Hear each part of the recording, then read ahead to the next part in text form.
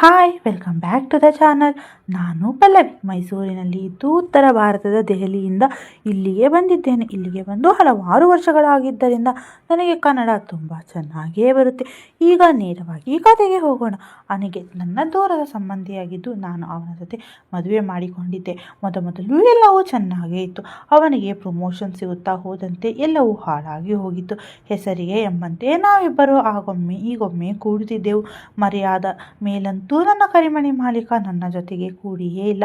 ಯಾವಾಗಲೂ ನನ್ನ ಕೆಲಸದಲ್ಲೇ ತಾನು ಇರುತ್ತಿದ್ದ. ಇದರಿಂದ ಬೇಸತ್ತ ನಾನು ಒಂದೆರಡು ಸಲ ತವರಿಗೆ ಕೂಡ ಹೋಗಿದ್ದೆ. ಕೊನೆಗೆ ಅವರಿಗೆ ಬುದ್ಧಿ ಬರದಾಗ ಮತ್ತೆ ನಾನು ವಾಪಸ್ ಬಂದಿದ್ದೆ. ಇನ್ನು ನನಗೆ ಮೊದಲಿನಿಂದಲೂ ಸ್ವಲ್ಪ ಕುಡಿತದ ಚಟವಿತ್ತು. ಆದರೆ ಇವನು ಹೀಗೆ ಮಾಡಿದ ಮೇಲೆ ನಾನು ಹಾಗೂ ಹೀಗೂ ಒಮ್ಮೆ ಮನೆಯಲ್ಲಿಯೇ ಸ್ವಲ್ಪ ಕುಡಿಯುತ್ತಿದ್ದೆ. ಹೀಗಿದ್ದಾಗ ಒಂದು ದಿನ ಯಾವುದೋ ಕೆಲಸದ ನಿಮಿತ್ತ ನನ್ನ ಯಜಮಾನ ಹಳ್ಳಿಗೆ ಹೋದಾಗ ತನ್ನ ಚಿಕ್ಕಪ್ಪ ಎಂದು ನಮ್ಮ ಮನೆಗೆ ಅವರನ್ನು ಕರೆದುಕೊಂಡು ಬಂದಿದ್ದ. ಇದಾದ ಮೇಲೆ ನಾನು ಕುಡಿಯುವುದಕ್ಕೆ ಕಷ್ಟ ಆಗಿತ್ತು. ಆಮೇಲೆ ನಾನಾಯಿತು, ನನ್ನ ಮಗುವಾಯಿತು ಎಂಬಂತೆ ಸುಮ್ಮನೆ ಅಡುಗೆ ಮಾಡಿಕೊಂಡು ಇದ್ದೆ. ಹೀಗೆ 4 ತಿಂಗಳು ಆಗಿತ್ತು. ನನ್ನ ಉತ್ತರ ಭಾರತದ ಸ್ನೇಹಿತನೊಬ್ಬ ಇದೇ ಊರಿಗೆ ಬಂದಿದ್ದ. ಅವನ ಹೆಸರು ಮಾತ್ರ ಸ್ನೇಹಿತನಾಗಿದೆ, ಏಕೆಂದರೆ ನಾವಿಬ್ಬರು ನಮಗೆ ಬೇಕಾದಾಗ ಎಲ್ಲವನ್ನೂ ಮಾಡುತ್ತಿದ್ದೆವು. ಆದರೆ ನಮ್ಮ ನಡುವೆ ಯಾವುದೇ ಪ್ರೀತಿ ಇರಲಿಲ್ಲ. ಅವನು ಊರಿಗೆ ಬಂದಿದ್ದೇ ತಡ ನನಗೆ ಫೋನ್ ಮಾಡಿದ. ನಾನು ಆವಾಗವಾಗ ಅವನನ್ನು ಭೇಟಿಯಾಗಲು ಹೋಗುತ್ತಿದ್ದೆ. ನಮ್ಮ ಮನೆಗೂ ಅವನು ಬರುತ್ತಿದ್ದ. ಆದರೆ ಮನೆಯಲ್ಲಿ ನನ್ನ ಯಜಮಾನ ಚಿಕ್ಕಪ್ಪ ಇದ್ದಿದ್ದರಿಂದ ಏನೂ ನಡೆಯಲು ಅವಕಾಶ ಇದ್ದಿರಲಿಲ್ಲ.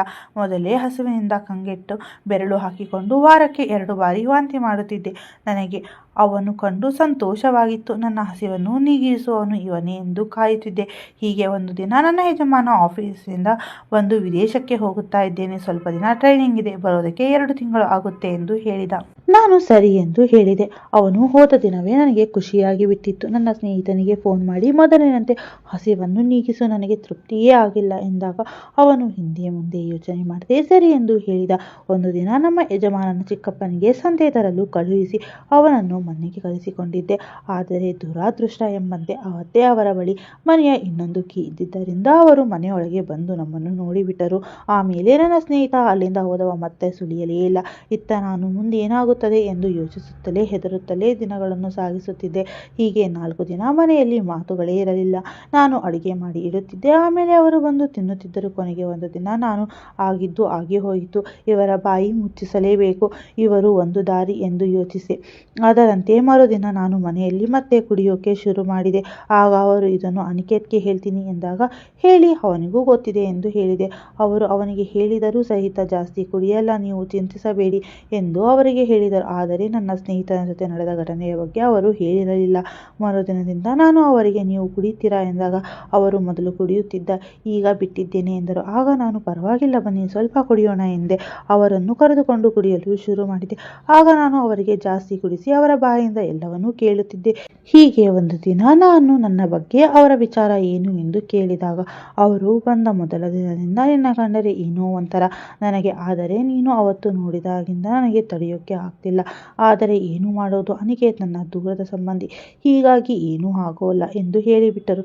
ನನಗೆ ಅವರ ಬಗ್ಗೆ ವಿಚಾರಗಳು ಕೇಳಿಸಿಕೊಂಡಾಗ ನನಗೆ ಸ್ವಲ್ಪ ಸಮಾಧಾನವಾಗಿ ಬಿಟ್ಟಿತ್ತು. ಏಕೆಂದರೆ ಇವರು ಬಾಯಿ ಮುಚ್ಚಿಸಲು ಮತ್ತು ನನ್ನ ಬದುಕು ಸರಿಯಾದ ಹಾದಿಯಲ್ಲಿ ಇರಬೇಕಾದರೆ ಇವರಿಗೆ ಬೇಕಾದ್ದನ್ನು ನಾನು ಕೊಡಲೇಬೇಕು. ನಾನು ಒಮ್ಮೆ ಇವರಿಗೆ ಕೊಟ್ಟರೆ ಮತ್ತೆ ಕೇಳುತ್ತಾರೆ. ಹಾಗಾಗಿ ಸ್ವಲ್ಪ ರುಚಿ ಹೆಚ್ಚಿಸಬೇಕು ಎಂದು ಯೋಚಿಸಿ ಕುಳಿತಲ್ಲಿಯೇ ನನ್ನ ಸೌಂದರ್ಯ ಕಾಣುವಂತೆ ಮಾಡತೊಡಗಿದೆ. ಅವರು ಅದನ್ನು ನೋಡತೊಡಗಿದ್ದರು. ಆಮೇಲೆ ನಾನು ಊಟ ಮಾಡ್ತೀನಿ ಎಂದು ಅಲ್ಲಿಂದ ಎದ್ದು ಹೋಗಿ ಊಟ ಮಾಡಿ ನಿದ್ದೆಗೆ ಜಾರಿದೆ. ನಿಜ ಹೇಳಬೇಕೆಂದರೆ ನಾನು ಮನೆಯಲ್ಲಿ ಇದ್ದಾಗ ಅವರು ನಾನು ಬಟ್ಟೆ ತೊಳೆಯುವಾಗಲೆಲ್ಲ ಸಹಾಯ ಮಾಡುತ್ತಾ ಆ ಸೌಂದರ್ಯವನ್ನು ನೋಡುತ್ತಿದ್ದರು. ಮತ್ತೊಬ್ಬನ ಜೊತೆಗೆ ಸುಖವಾಗಿತ್ತು ತನಗೆ ಗೊತ್ತಾಗಿದ್ದೇ ತಡ, ತಾನೇಕೆ ಪ್ರಯತ್ನ ಪಡಬಾರದು ಎಂದು ಅವರು ಯೋಚನೆ ಮಾಡುತ್ತಿದ್ದರು. ಹೀಗೆ ಒಂದು ದಿನ ನಾನು ಮನೆಯಲ್ಲಿ ಯಾವುದೋ ಕಾರಣಕ್ಕೆ ಬೇಕಂತಲೇ ಅಳೋದಕ್ಕೆ ಶುರು ಮಾಡಿದ್ದೆ.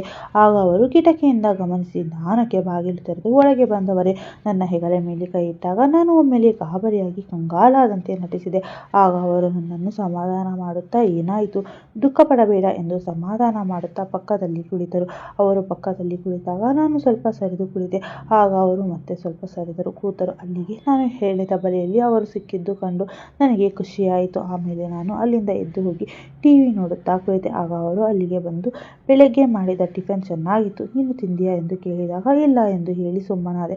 ಅವರು ನನಗೆ ಸಮಾಧಾನ ಮಾಡಲು ಯತ್ನಿಸುತ್ತಿದ್ದರು. ಅದೇ ಹೊತ್ತು ಹೊತ್ತಿಗೆ ಹೊರಗಡೆ ಮಳೆ ಸುರಿಯೋಕೆ ಶುರುವಾಗಿ ಬಿಟ್ಟಿತ್ತು. ಈ ವೇಳೆ ಅವರು ನನ್ನ ಕಪಾಟಿನಲ್ಲಿ ಇಟ್ಟಿದ್ದ ಹಳೆಯ ಬಾಟಲಿಯನ್ನು ಹೊರತೆಗೆದುಕೊಳ್ಳುತ್ತುಕೊಂಡರು. ಅವತ್ತು ಅವರು ಸ್ವಲ್ಪ ಜಾಸ್ತಿಯೇ ಕುಡಿಯುತ್ತಿದ್ದರು. ಆಮೇಲೆ ನಾನು ಏನು ಇದ್ದರೂ ತಿನ್ನಬೇಕಾ ಅಂತ ಕೇಳಿದಾಗ ಅವರು ಹಸಿವಾಗುತ್ತಿದೆ ಎಂದು ಹೇಳಿದರು. ಆಗ ನಾನು ಸ್ವಲ್ಪ ಕುಳಿತುಕೊಳ್ಳಿ, ತಿನ್ನೋಕೆ ಸ್ನ್ಯಾಕ್ಸ್ ಮಾಡಿಕೊಂಡು ಬರುತ್ತೇನೆ ಎಂದು ಹೇಳಿದೆ. ಆಗ ಅವರು ನನಗೆ ಆಗಿದ್ದು ಹೊಟ್ಟೆ ಹಸಿವಲ್ಲ, ಬೇರೆ ತರದ ಹಸಿವು ಆಗಿದೆ. ನನಗೆ ತಿಂಡಿ ಬೇಕಿಲ್ಲ, ಬೇಕಾಗಿದ್ದಿದ್ದು ಬೇರೆ ಎಂದರು. ಅಲ್ಲಿಗೆ ನನ್ನ ಉಪಾಯ ಫಲಿಸಿತ್ತು. ಆಗ ನಾನು ಭಯದಿಂದ ನೀವು ಏನು ಹೇಳ್ತಾ ಇರೋದು ಎಂದು ಕೇಳಿದೆ. ಆಗ ಅವರು, ನೀನು ಅನಿಕೇತ್ನ ನನ್ನ ಬಿಟ್ಟು ನಿನ್ನ ಸ್ನೇಹಿತನ ಜೊತೆಗೆ ಹೊರಗಡೆ ಸುತ್ತಾಡುವುದು ನನಗೆ ಗೊತ್ತಿದೆ. ಅವತ್ತು ನೀನು ಅವನು ಹೊರಗೆ ಹೋಗಿ ಏನು ಮಾಡಿದ್ದೀರಿ ಎಂದು ನನಗೆ ಗೊತ್ತಿದೆ. ನಿನಗೂ ಕೂಡ ಹಸಿವು ಇದೆ, ಆದರೆ ನೀನು ಅದನ್ನು ತೋರಿಸಿಕೊಳ್ಳುತ್ತಿಲ್ಲ. ನಿನ್ನ ಸ್ನೇಹಿತನ ಹಸಿವನ್ನು ತೀರಿಸಿದ್ದೀಯಾ, ನನ್ನ ಹಸಿವನ್ನು ತೀರಿಸು ಎಂದು ಕೇಳಿದರು. ಆಗ ನಾನು, ನೀವು ಕುಡಿದಿದ್ದೀರಾ, ಸುಮ್ಮನೆ ಹೋಗಿ, ಈ ಬಗ್ಗೆ ಬೆಳಗ್ಗೆ ಮಾತನಾಡೋಣ ಎಂದು ಸಿಟ್ಟಿನಿಂದ ಹೇಳಿದಂತೆ ನಟಿಸಿದೆ. ಆಗ ಅವರು, ತುಂಬಾ ಹಸಿವಾಗಿದೆ, 4-5 ವರ್ಷ ಆಗಿಬಿಟ್ಟಿದೆ, ದಯವಿಟ್ಟು ಎಂದು ಹೇಳಿದಾಗ ನಾನು ನಿಮ್ಮ ಹಸಿವನ್ನು ತೀರಿಸೋಕೆ ಹೊರಗೆ ಹೋಗಿ ಅಂದುಬಿಟ್ಟೆ. ಇದೆಲ್ಲ ಏನು ಎಂದು ಹೇಳಿದೆ. ಆಗ ಅವರು, ಸರಿಯಾಗಿದ್ದರೆ ಎಲ್ಲವನ್ನು ಅನಿಕೇತ್ಗೆ ಫೋನ್ ಮಾಡಿ ಹೇಳ್ತೇನೆ ಎಂದು ಹೇಳಿದೆ. ತಡ ನನಗೆ ಭಯವಾಗೋಕೆ ಶುರುವಾಯಿತು, ಏಕೆಂದರೆ ಮೊದಲೇ ಕುಡಿದ ನಶೆಯಲ್ಲಿ ಇದ್ದಾರೆ. ಹೇಳಿದರೆ ಏನು ಮಾಡೋದು ಎಂದು ಯೋಚಿಸಿದೆ. ಆಗ ನಾನು, ಇದು ಸರಿಯಲ್ಲ ಎಂದಾಗ ಅವರು ನನಗೆ, ನೀನು ಪಾಠ ಮಾಡ್ತೀಯಾ, ಅವನ ಜೊತೆ ಹೊರಗೆ ಹೋದಾಗ ಈ ನೀತಿ ಎಲ್ಲಿ ಹೋಗಿತ್ತು, ಅವನ ಹಸಿವನ್ನು ತೀರಿಸಿದ್ದು ತಪ್ಪಲ್ಲವಾ, ಏನು ಗೊತ್ತಿಲ್ಲದಂತೆ ಮಾತಾಡ್ತೀಯಾ, ನಿನ್ನ ದೃಷ್ಟಿಯಲ್ಲಿ ಆ ತಪ್ಪು ತಪ್ಪಲ್ಲ, ಆದರೆ ಇದು ಕೂಡ ನನ್ನ ದೃಷ್ಟಿಯಲ್ಲಿ ತಪ್ಪಲ್ಲ ಎಂದು ಹೇಳಿದರು. ಆಮೇಲೆ ಅವರೇ, ನೋಡು, ಇದು ನಿನ್ನ ಜೀವನದ ಪ್ರಶ್ನೆ, ನಾನು ಉರುಳಿ ಹೋಗುವ ಮರ, ಸುಮಾರು ಎಂದರೆ ಇನ್ನೊಂದು 10 ವರ್ಷ ಬದುಕಬಹುದು, ಆದರೆ ನೀನು ಇನ್ನು ಸುಮಾರು ವರ್ಷ ಬದುಕಬೇಕು.